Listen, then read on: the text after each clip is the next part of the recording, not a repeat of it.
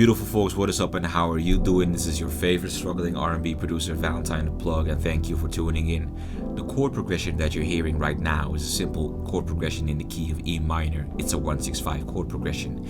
And in this video, I'm gonna show y'all how I turned that into the beat that you're about to hear. Let's get it.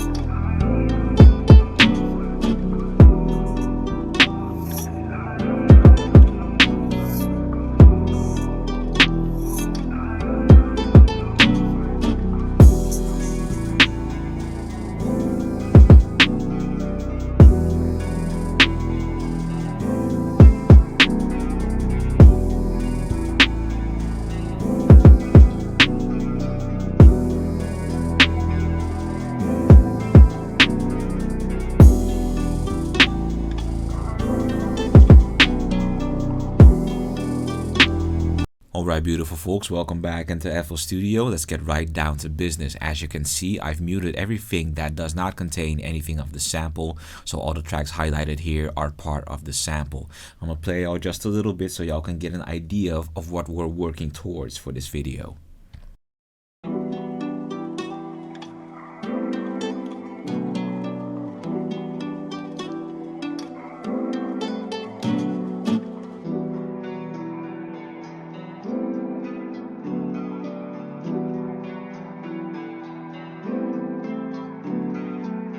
Now, one of the first things you're hearing is this very prominent piano chord progression, which I made using the Grandeur, which is a library in Contact. And as I said before, it is a chord progression in the key of E minor, and it's a simple 1-6-5 chord progression. So that means that I have a chord using the first degree as a root note. I have a chord using the 6th degree as a root note, which is a C major chord right here. And I have a chord using the 5th degree as a root note, which is this B minor chord in its first inversion. And you can see that I decorated it using a couple of passing notes just to make it a lot more interesting. Now, if you don't know what scale degrees are, that's fine. I didn't know either, but the concept is super easy to understand. It basically just refers to the order in which the notes appear in the scale. So if your first note in E minor is an E, that would make your first degree E, your second degree an F sharp, your third degree a G, your fourth degree an A, and so on and so on. So when I say first degree, I refer to the E, and when I refer to the 6th degree, I'm referring to a C, and when I refer to the 5th degree, I refer to a B.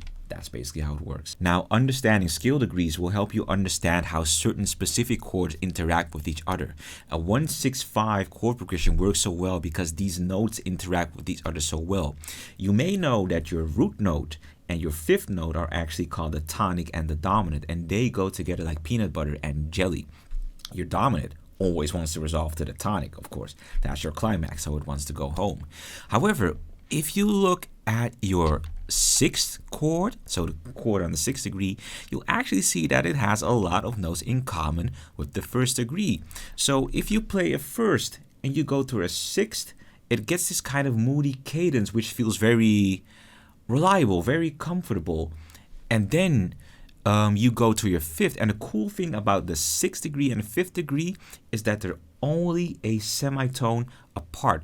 So you get a real tension-filled cadence, and that's why that works. That's why 6-5-1 chord progressions work. Basically, chord progressions with 1-6-5, maybe 4, maybe 2 in it, they always are guaranteed to slap. But I'm gonna do a video on that soon. So let me put you onto a couple of things. Now, this is my pad processing. I've said enough about that in previous videos. The patch that I'm using for a pad is the Dripping Richness pad. I made a deliberate decision for this one because it's a stringy pad, and y'all know I'm a fan of stringy pads. And the reason why they work so well in these kind of darker R&B beats is because they add a lot of airiness. Now, if I wanted to expand on that airiness, I would simply just voice the chords differently, you know, move a couple of 5ths down, for example, a couple of 3rds down, give it a lot more open spacing, because that's what you want to achieve with your pad. Make it sound very open.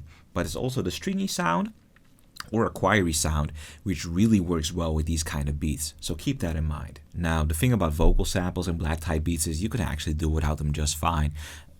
I mostly got the important parts, which is just, very vibey keys and a very vibey pad. I decided to add these vocal samples because they simply exude to me what, Free Black, the album, what Free Black Sound is all about, and that's, screaming, expressing all of that pain. So I got 2 vocal samples that definitely exuded that. So let me solo it. Y'all can listen to the samples in context.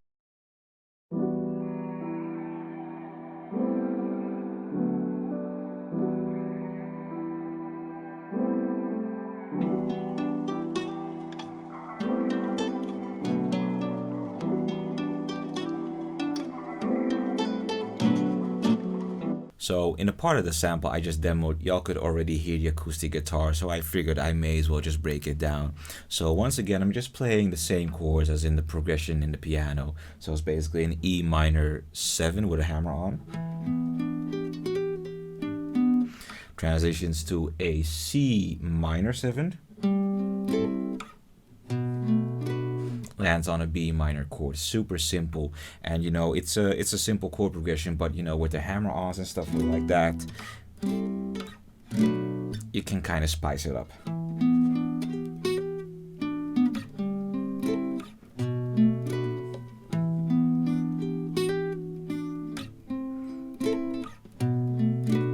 So once that was all set up, I realized that I didn't want the guitar sample to be playing the entire time. So if you look at the entire beat, I'm actually using it pretty sparingly. I did, however, decide to take out one of my trusty old guitar VSTs, the Electric Sunburst Deluxe, and I had it play the original chord pattern, which gave me this.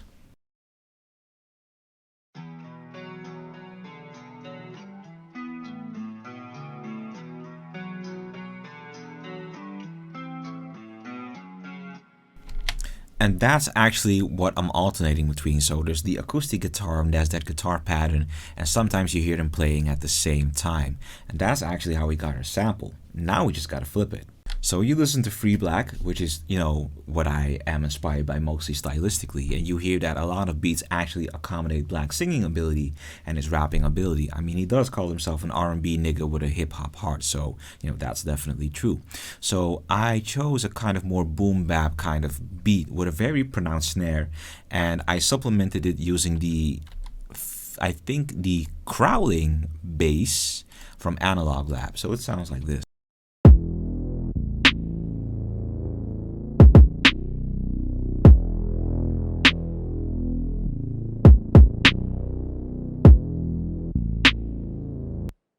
And another cool detail is that I added a little bit of reverb to my snare just to make it a little bit more spacey. And once that was done, all I really did was add details in the form of percussion loops, risers, effects, and automation, and the beat was practically done.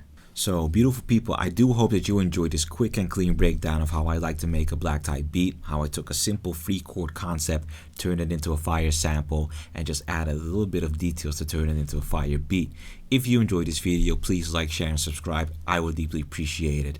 And feel free to drop all your feedback in the comments. I'm gonna see y'all in the next video. Peace.